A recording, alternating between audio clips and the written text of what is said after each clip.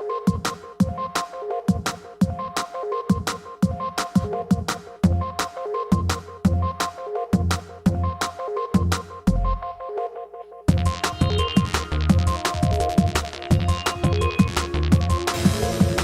to Village in Motion. Today we have a program on Guadalcanal, and we are in effect we're honoring our troops that fought a valiant battle back in 1942. And to help us out to describe what occurred then is Craig Cizak. Craig, welcome to Village in Motion, and let's get us started. Where were we before Guadalcanal? How did we all get going here? We'll show a little map here. Okay. Well, of course, the Japanese had overrun the That's fine. Pacific area and in turn were threatening Australia. Importantly, their move into the Solomon Islands and Guadalcanal in particular would be a threat to the American supply line coming from our west coast down to Australia. These lines here, incidentally, just show the route of the 1st Marine Division in World War II. But the Japanese were in New Guinea. They moved down here to the Solomons, and the objective was to prevent our getting into Australia. Yeah, that was really the key thing, and as some of you old timers around here would remember that this was shortly after Pearl Harbor, of course, and we had two naval victories on Midway and the Coral Sea, right, that helped build up morale, but we've never really did anything up until that point, did we, Craig, as far as any massive land movement? That is correct. Guadalcanal was the first U.S. land offensive operations against enemy forces, Axis forces. Okay. The came about literally by the development within the Marine Corps and working with the Navy on an amphibious warfare capability. The Look over here. Japanese expansion into Pacific after World War I was recognized as a potential threat. Yeah. So this was the objective of the research and the planning done. Testing had been done in landing operations in the 1930s, and when the word came to go to Guadalcanal, in a sense, we were ready. Yeah, and it was the 1st Marine Division had the lead role, and we're talking about roughly 19,000 troops were landed that day in round figures. Or was it? No, it was a little less than that, Was it? actually, Okay. yeah, because one of the regiments had been peeled off to protect the Samoa area. Okay. So they actually came down there with about 10 or 12,000. Now the thing again is that it was 8 months to the day, which I think is very significant, that Yeah, from Pearl we Harbor. could recover from the trauma of Pearl Harbor Yeah. and be able to travel that distance and get down and frankly go to work. The operation itself was a land, sea, and air battle, and in turn the 1st Marine Division, and this of course has to include the Navy because it was the amphibious shipping that got them there, they received a warning order in June. They received a order to land in August, which in planning a major operation like this is precious little time, and they really had to scramble to get things done.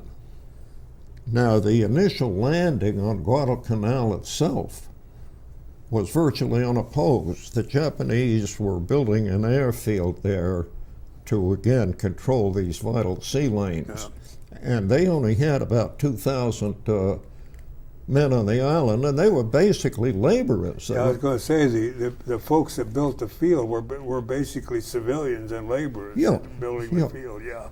Whereas there was strong resistance on two of the adjacent smaller islands, Talagi and Gavutu, where the Japanese had their headquarters, but that was taken care of in about 48 hours.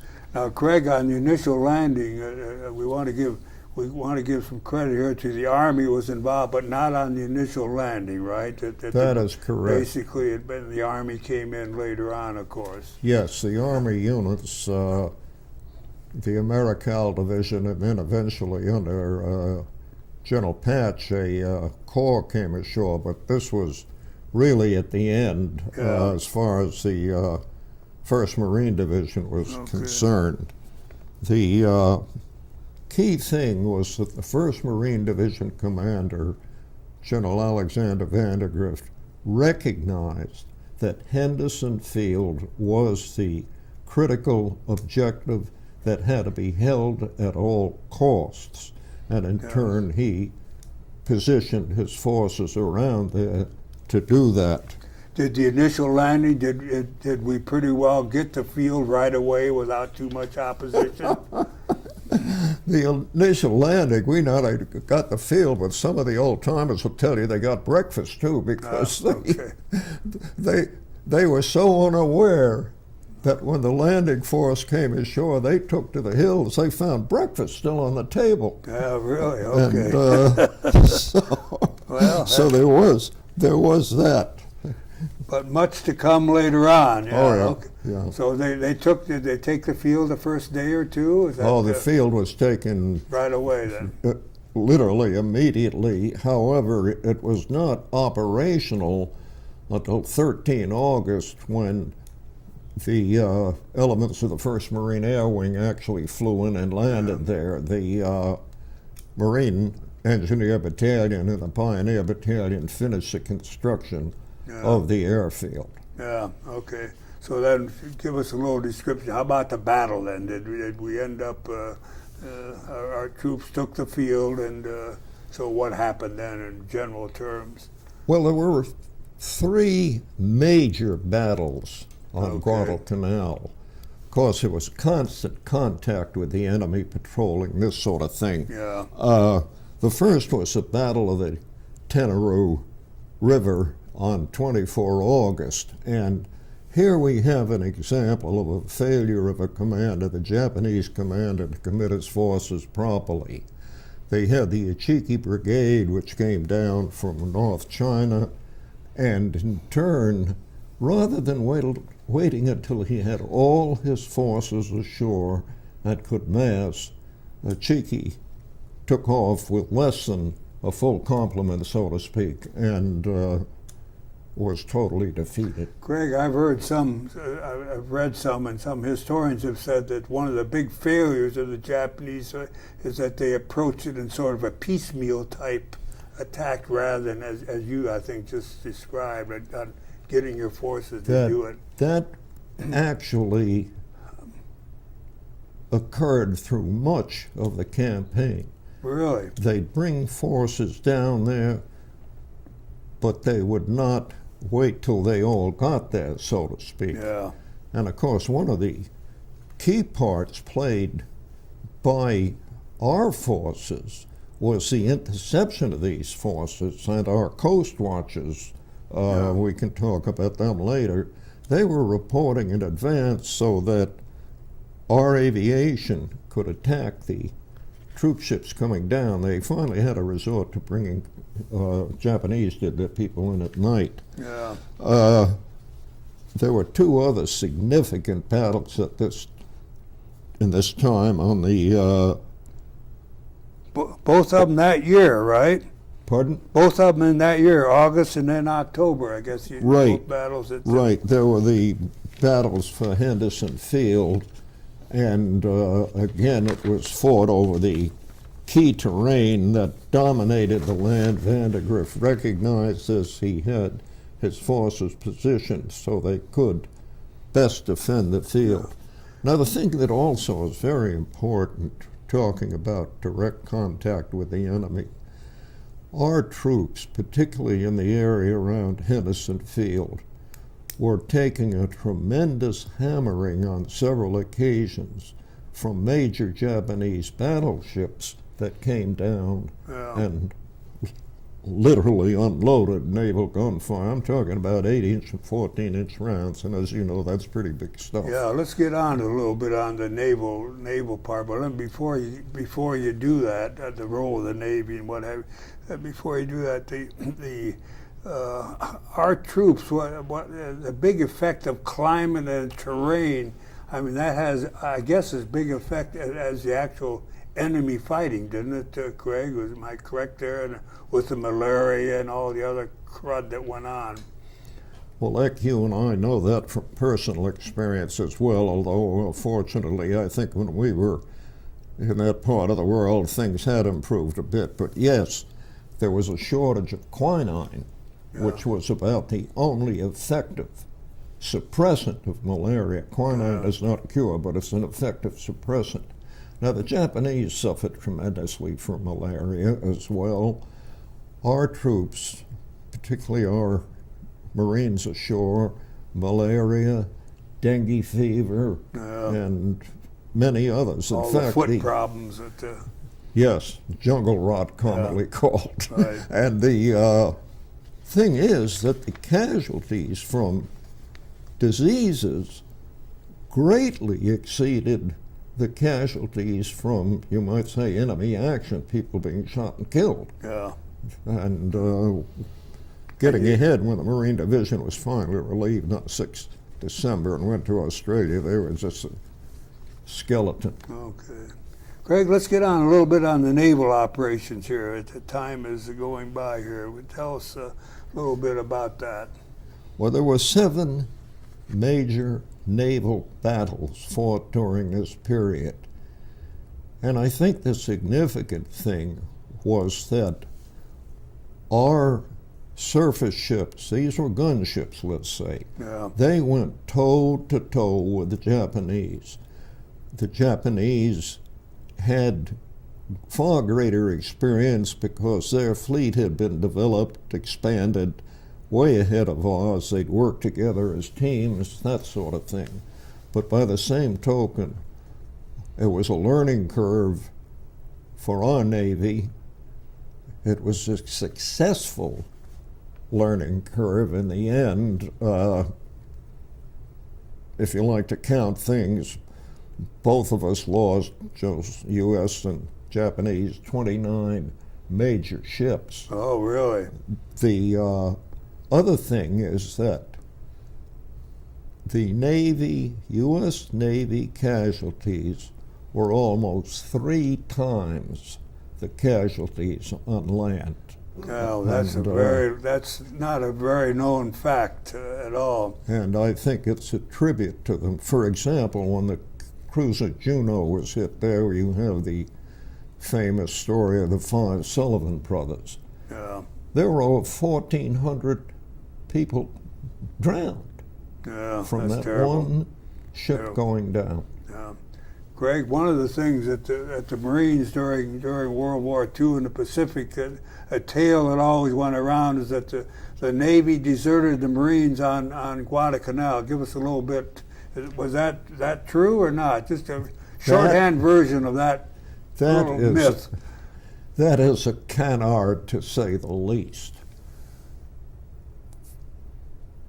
Admiral Fletcher made it known to General Vandergrift, here you have the top Navy dog, the top Marine dog, made it known that he would be in the area for 48 hours because at that time we were literally operating on a shoestring as far as our fleet was concerned, and the critical item was protecting the carriers. We had to maintain our carrier force. Yeah. So, in turn, when Fletcher withdrew his carriers, what the Marines were seeing were the amphibious ships still unloading.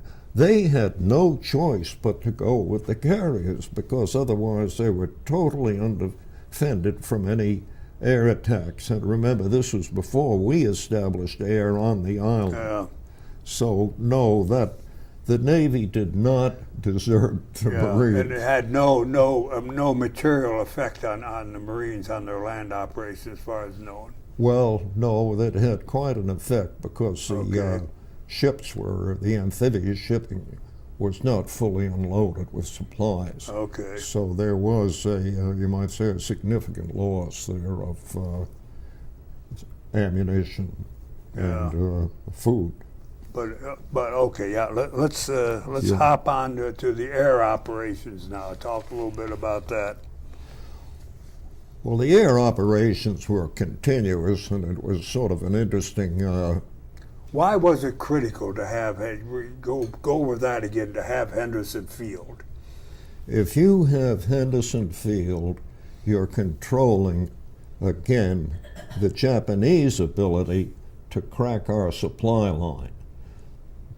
Japan had strong forces at Rabaul in New Guinea. They came down to Guadalcanal to establish themselves so they would have, you might say, more direct access. And that was their closest base at the time, Rabaul? Rabaul was their On New Guinea, closest base, yes. Yeah, okay. And so anyway, that was the reason for this. The 1st Marine Air Wing landed, as I indicated, on 13 August, and then in turn, they were augmented, interestingly enough, during the battle by some Navy aviation. We lost 2 carriers. The carrier air groups, not all of them, but some of them got on the island, and suddenly our Navy aviators were eating sea rations instead of a proper meal in the wardroom, but they survived and actually did a magnificent job. This group was called the Cactus Air Force, which was actually the code name, the radio call sign. So for they the wing. actually used Henderson as their base. Huh? Oh yeah, very much so. And then in turn, some Army Air Force elements came in as well. And of course, this was the era when we had such noted American aces as Joe Force with 26 planes, the very colorful Pappy Boyington, Marion Carl, who later on set international speed records, this sort of thing. It was a... Were these guys our first aces, do we know, in the Pacific? They probably, were these pilots our first aces in the Pacific? Pappy, Bellington, and Foss? They probably were, yeah. Yes, because Boyington got a couple of planes when he was flying for the Flying Tigers, a couple of Japanese planes when he was flying in China. Greg, we're down to 10 minutes, so Good. just for your time. But I want you to say a little bit about, did Lindbergh have any role in Guadalcanal? Just some brief words about that. From the aviation standpoint, Right. I think you could say Charles Lindbergh had a significant role.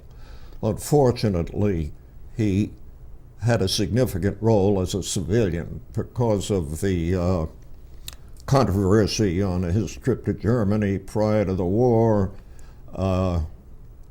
He resigned his commission as colonel in the Army Air Force Reserve.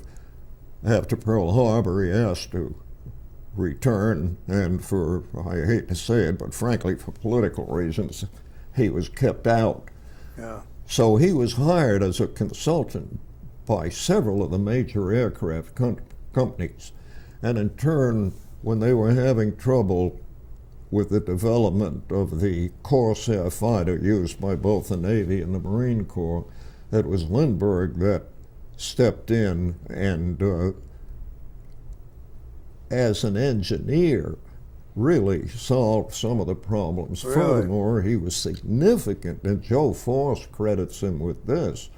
When Lindbergh came down to Guadalcanal. Oh, he really did okay. And As a civilian? he was a civilian. Yeah. And he actually flew combat missions. And in fact, at one case, Joe Force, as the squadron commander, had to really chew them out because they'd been making an attack on a ground attack on Japanese positions.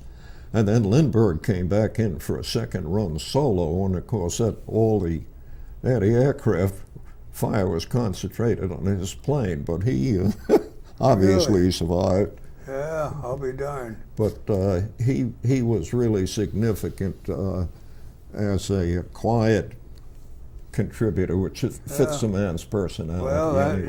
that certainly is. That I don't think that's too well known, frankly, No. on his role there. No, I'm Well, afraid not. let's hop over. How about the Coast Watchers? What role did they play in this whole thing, and what were the Coast Watchers? All right, essentially, Coast Watchers were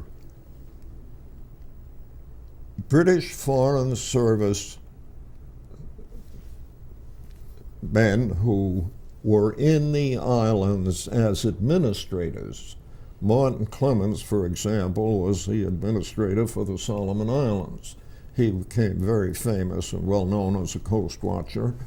It was agreed that when the Japanese came in, these men were equipped with radios, and they would take to the hills, and that's what they did. Oh, really? And the Melanesian natives were absolutely loyal to them. The Melanesians had a dislike for the Japanese because the Japanese, before the war, had sent pearl divers down into the area and spread venereal disease amongst the Melanesian women.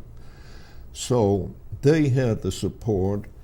They would report flights of either Japanese aircraft or movements of Japanese ships, which gave us Some advantage there.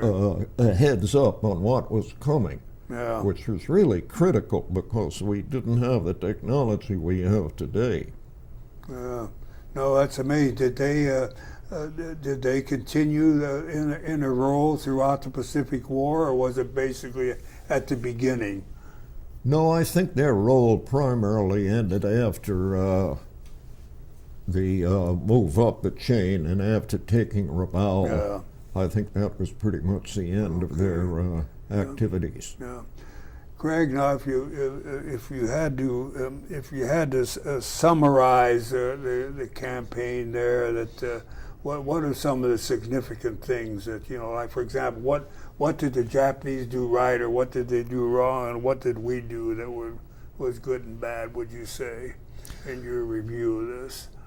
Well, we mentioned the committing their forces piecemeal. At the onset, however, they failed to recognize the size of the U.S. force. They thought we had 2,000 people come in there, not some 12,000 or more. Yeah. And in turn, they did not commit sufficient reinforcements, and as mentioned, they brought them in piecemeal.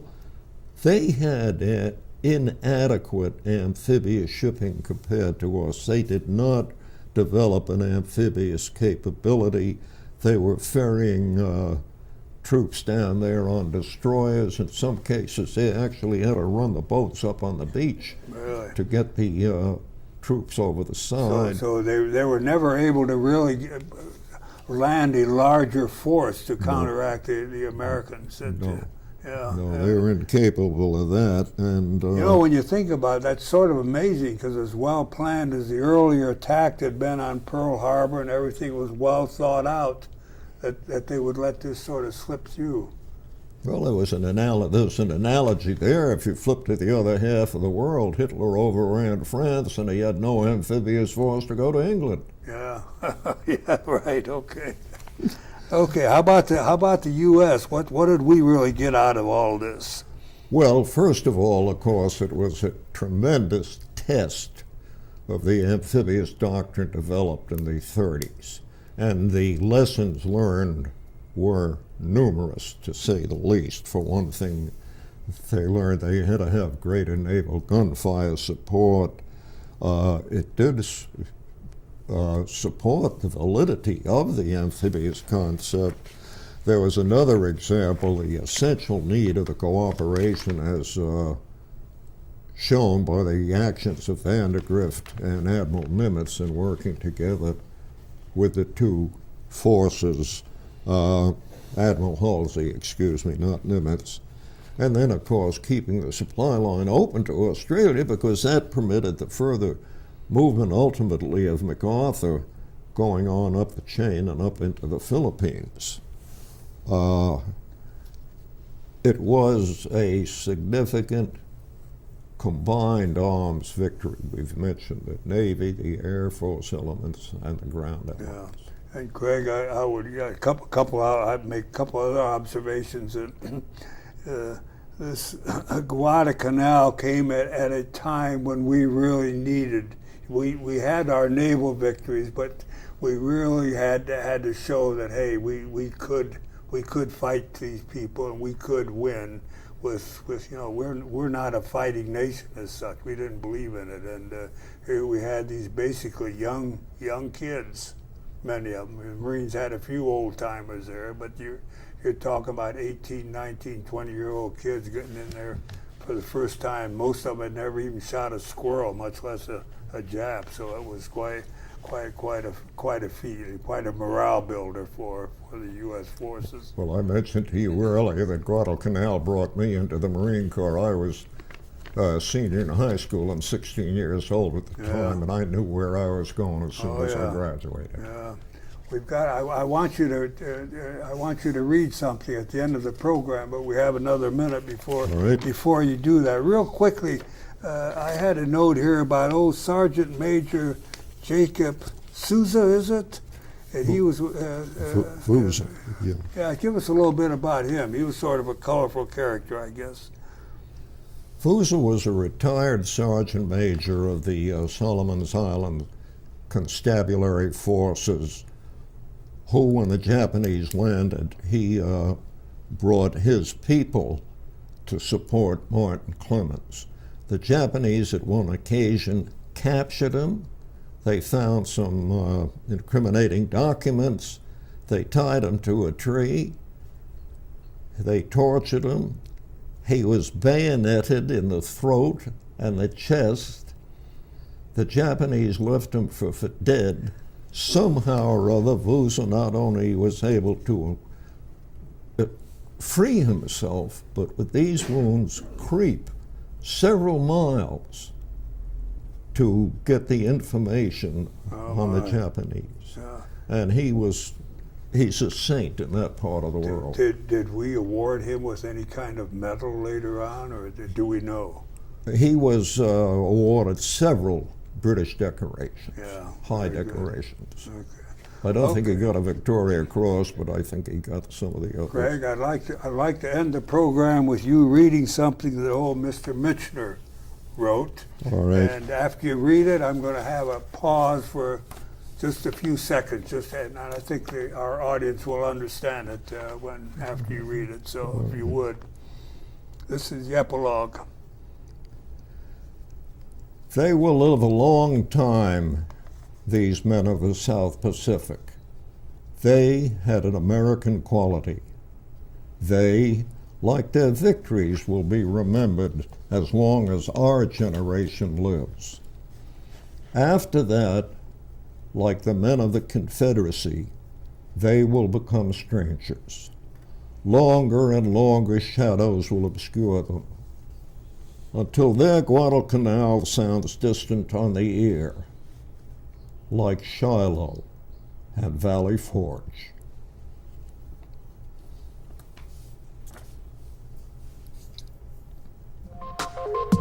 Okay, thank you very much.